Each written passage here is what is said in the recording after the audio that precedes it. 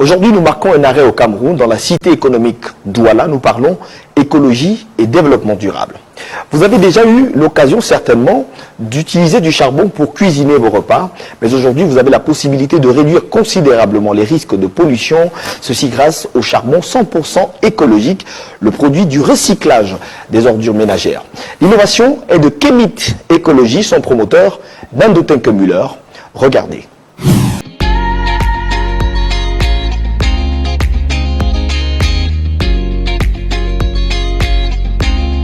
Dans un pays où le revenu par habitant par jour est de 1960 francs CFA, l'utilisation du gaz domestique qui est vendu à 6500 francs CFA la bouteille de 12,5 kg apparaît alors comme un luxe pour beaucoup de Camerounais.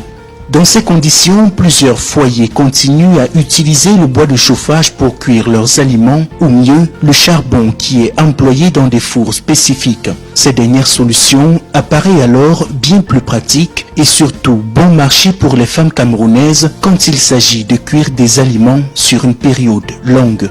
Le charbon est également très prisé par les boulangeries qui sont restées dans la production artisanale des produits pâtissiers. Traditionnellement, leurs fours sont alimentés au charbon. Du coup, la demande en charbon est sans cesse croissante sur le marché camerounais comme africain et les fournisseurs sont de fait encouragés à produire encore plus. Une production qui malheureusement se fait au détriment de la préservation de l'environnement.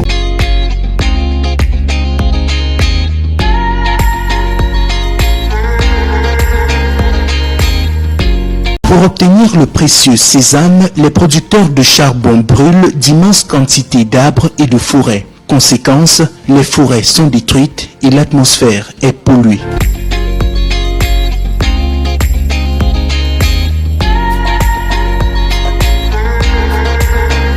Désolé par cette triste réalité, un jeune Camerounais qui habite la ville de Douala a décidé de changer la donne en innovant. Tenke Müller, fondateur et CEO de la start-up Kemit Écologie, a développé sa solution, un charbon 100% écologique obtenu à partir du recyclage des ordures ménagères.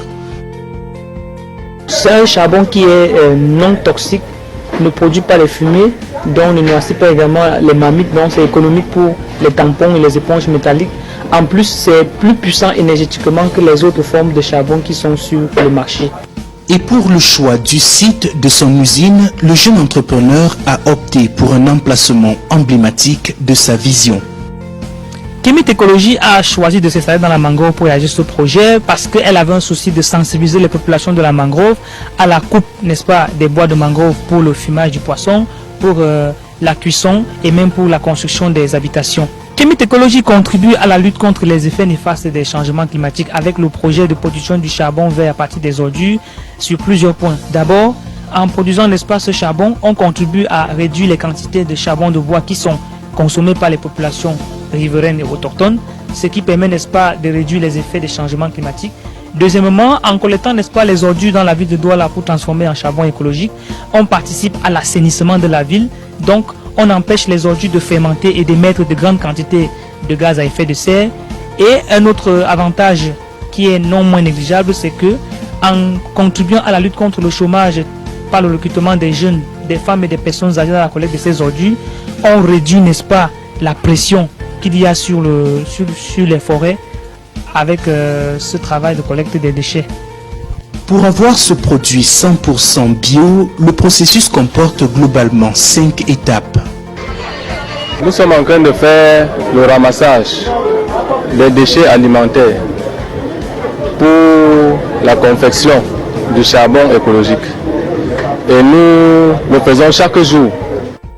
La collecte des ordures constitue la première étape du processus. Elle se fait dans les marchés, mais aussi dans les quartiers. Des ordures essentiellement constituées de feuilles de maïs qui sont ensuite triées et débarrassées de tout superflu inutile dans la transformation. Une fois ces ordures collectées, retour à l'usine pour le traitement. Un traitement qui débute par le séchage de ces feuilles de maïs à l'aide d'un séchoir spécialement conçu. Nous les mettons dans le séchoir à une température de 105 degrés et au bout de quelques minutes, les feuilles ont perdu presque 99,5% de leur taux d'humidité et elles sont sèches, prêtes à la carbonisation. La carbonisation, justement, se passe dans un four jusqu'à ce qu'il n'en reste que des cendres qui sont ensuite recueillies et compactées. Durant le compactage, nous prenons les poudres que nous mettons dans un malaxeur. Nous malaxons les poudres. Quand on obtient un produit homogénéisé, on passe dans les différents moules que l'on presse à différentes pressions en fonction du type de charbon que l'on veut et le produit est obtenu. L'opération est terminée et le produit final est prêt à la vente et mis sur le marché à 300 francs CFA seulement le kilogramme, un prix bien inférieur au charbon ordinaire qui coûte 600 francs CFA le kilogramme. Et jusqu'ici, les retours obtenus des ménages sont plutôt positifs. Je préfère ce charbon parce que le charbon écologique c'est un très bon charbon, c'est économique et ça ne fume pas et ça chauffe très bien, ça cuit aussi bien l'aliment.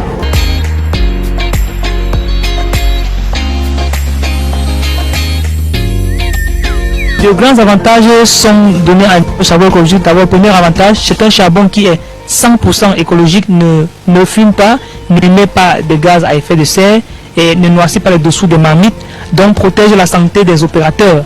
Vous savez qu'en Afrique, il y a 600 000 décès chaque année qui sont liés aux fumées du bois et du charbon de bois. Donc ce charbon est une énergie qui est propre et qui est bénéfique pour les consommateurs. En plus, il coûte 3 fois moins cher que le charbon de bois, ce que les ménagers ne savent pas surtout. Le charbon écologique de Kemit Ecology commence à connaître une reconnaissance internationale. En 2016, Tenke Müller et ses collaborateurs ont présenté cette solution au concours Initiative Climat lancé par un consortium de partenaires du Programme des Nations Unies pour le développement. Au terme de la compétition, Kemit Ecology a été lauréat dans la catégorie Entrepreneurs verts jeunes des pays francophones. On a obtenu ce prix à Marrakech.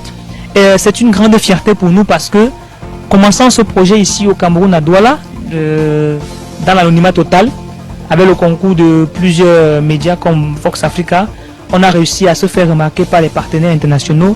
Et ce prix, n'est-ce pas, est un appel à plus d'engagement en faveur de la lutte contre les changements climatiques.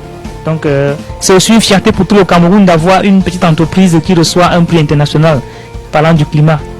La preuve pour Tenke Müller qu'il est possible pour les jeunes de s'en sortir malgré les difficultés présentes sur le continent. Il suffit juste d'analyser son environnement, de déceler les problèmes et de penser à apporter des solutions innovantes. Je dirais aux jeunes de ne pas considérer les diplômes qu'ils accumulent tous les jours, mais d'identifier, n'est-ce pas, un besoin dans leur environnement immédiat que les gens éprouvent et de s'y lancer. C'est ça l'entrepreneuriat en fait.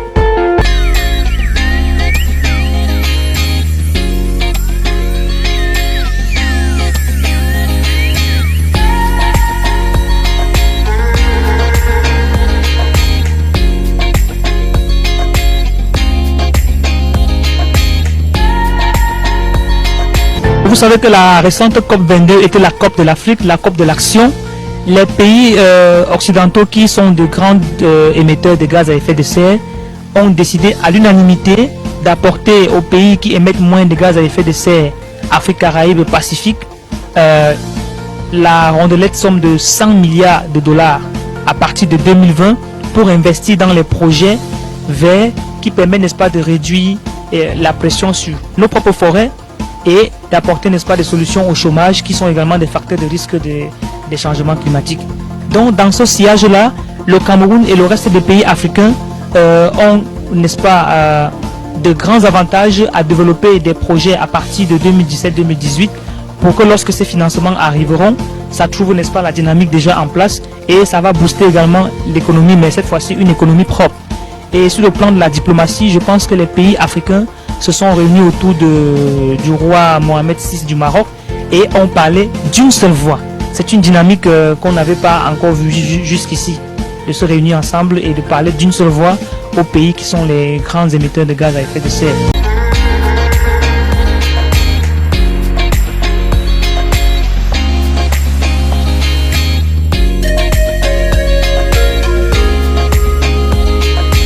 Je pense que cette fois-ci, les pays ont signé une charte d'investissement vert, parmi lesquels on parle de 189 pays qui ont signé cette charte verte pour respecter effectivement les engagements financiers qui ont été pris, ainsi que le suivi de ces engagements financiers à partir de 2020.